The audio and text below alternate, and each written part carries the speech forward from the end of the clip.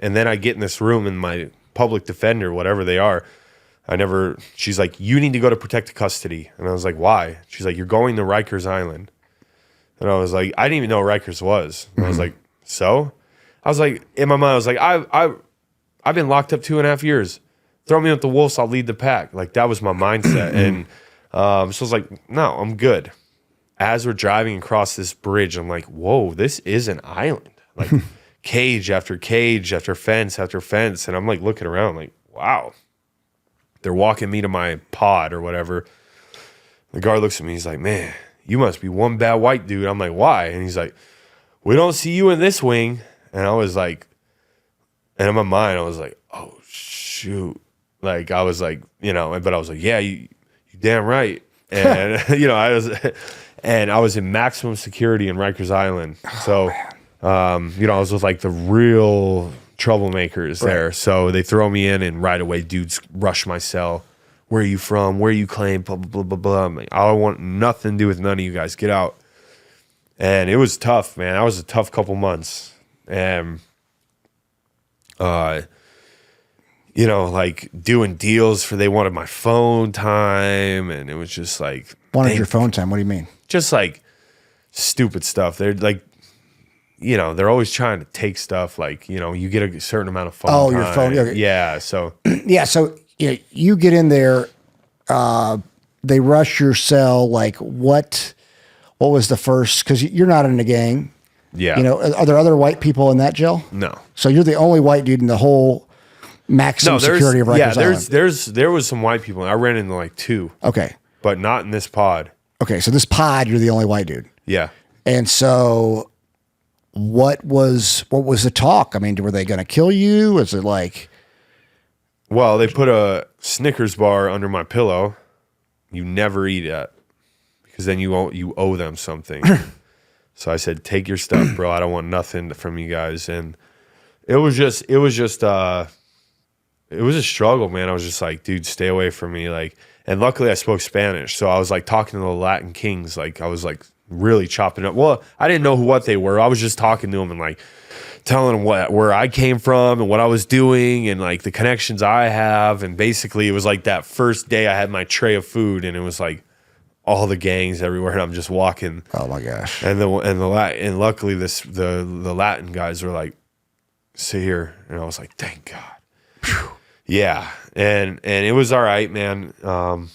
So that's because if nobody lets you sit anywhere, like, oh, they're gonna get you, bro. Yeah, they're just looking at you like he's with no one. Yeah, they're gonna abuse you, So, weeks go by, then they start doing this crazy thing, bro. They're like, they make me go to court. Heinisch, you're going to court tomorrow. Okay, shackled up, walk. Pull your pants down, squat and cough, like do all that stupid stuff. Jump on a bus, get drove into Queens, sit in a nasty, disgusting jail, like a holding cell, fed these nasty peanut butter and jelly sandwiches, 8 hours. All right, we're going back. What? No lawyer, no judge? Like, no, like, what are we doing? They did this the next day. Then the next day. Who is doing this? I don't know. The jail or the courts. I don't know why they were doing it. It was ridiculous. And then finally the third day I was like, no, I'm not going. They come up with tasers. Okay, and fingers. I made friends with this Latin guy and he's missing a couple fingers and they called him fingers. So I was like, dude, I'm not going, man. Because I told him, told him to F off and like they left and then they came back. He's like, they're gonna come with tasers. You better go. They came with the tasers. I said, I'm ready to go. Yeah. And I came back and I was just in a bad mood, man. And one of the gangs was like, hey, we're going to use your phone. I said, nobody's using my phone today. And I just went in my cell and he's like, oh, really? And they see me shadowboxing in my cell because I've been training full time. He's like, you think you fight? We fight for real on the streets. And I'm like, sure, bro. Cool story. And so this dude finally, after I told him no for my phone, he's like, all right, meet me in the back. So I'm like, and this is a big dude. Like, so I'm like, all right, he's going to scrap. Like, we're going to do this. So I rolled back there and he's like, boom, he pulls this nasty looking shank out, bro. And he's doing this, like, and I'm like, dude, no, bro, please, man. I don't want no problems. And I learned a few tricks. So I was like, I got real close to him, all scared, and like, please, man, please. Boom! Just caught him right on the chin, dude. Flattened him, face down. And then all his brothers came running up. 3 little Latin dudes getting in front. And I took my shirt off and I wrapped it around my hand because I was ready to grab knives because I knew I thought they were just going to be like, because I saw this happen, bro. Like a Crip came in one time and, you know, they're from the opposite gang. And, bro, they just stomped him out. Like where he was laying there for like 20 minutes in pool of blood. And like they would like come around and soccer kick him in the face when he was out cold. And the guards are sitting there eating sandwiches, watching TV. Wow. The guards would come in and be like, what up, blood? What up, blood? What up, blood? So the guards were in the same gang as these guys. They were friends from the block. Apparently when Obama put in this like new law where like they need to have like Section 8 give them government jobs, the ones with clean records got all these jobs. So they're guards in there. Wow. So it was bad, bro. Like, I mean, like people were dying like a lot. Like, and guards were real nasty too. Like someone would be getting dragged down the hallway as you're walking and you have to put your face against the wall. And the guard came up to me and went, ah, in my ear. Like, and I was like, and I turned around and he pulled his nightstick out, turned around. Like why, bro? And he was a white guard. It's like, you scared me. Like, yeah. like what? No, but like, why would he do that? Like, he's just trying to abuse you. Yeah, of course. And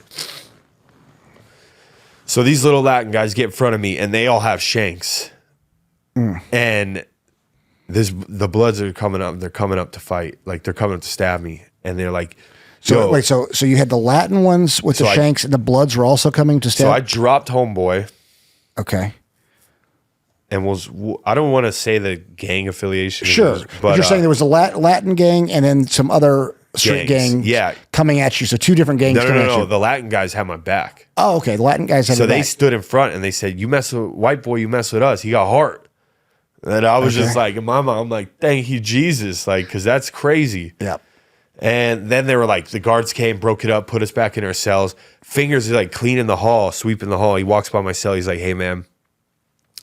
He's like, Gringo, you got to get out of here, man. And I was like, why? And he's like, these Bloods are going to kill you, bro. Like, this gang, they're coming for you. And I'm like, what'd they say? He's like, they got a SOS. And I'm like, what's that?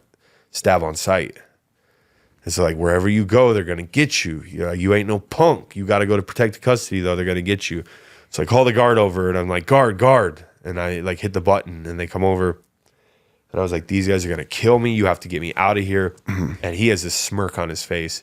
And he goes, F you, white boy, and slammed the door. I'll never forget that look he had in his face. Damn. So I was in my cell, dude, and we were like taking Suboxone, me and Fingers passing it back and forth, like getting all high off this weird stuff. And I'm wrapping my hands. I'm making armor. I'm pulling the beds apart. Like, I knew they were going to open the doors and just let these dudes come in because they're their boys. And I seen them do this to other guys. So, like, I'm up just praying and, like, just, like, almost, like, hallucinating from whatever this drug I'm taking. And, like, so it's, like, 6 a.m. or it was, like, 5 a.m. The doors open at 6:30. Heinisch! And I pop up.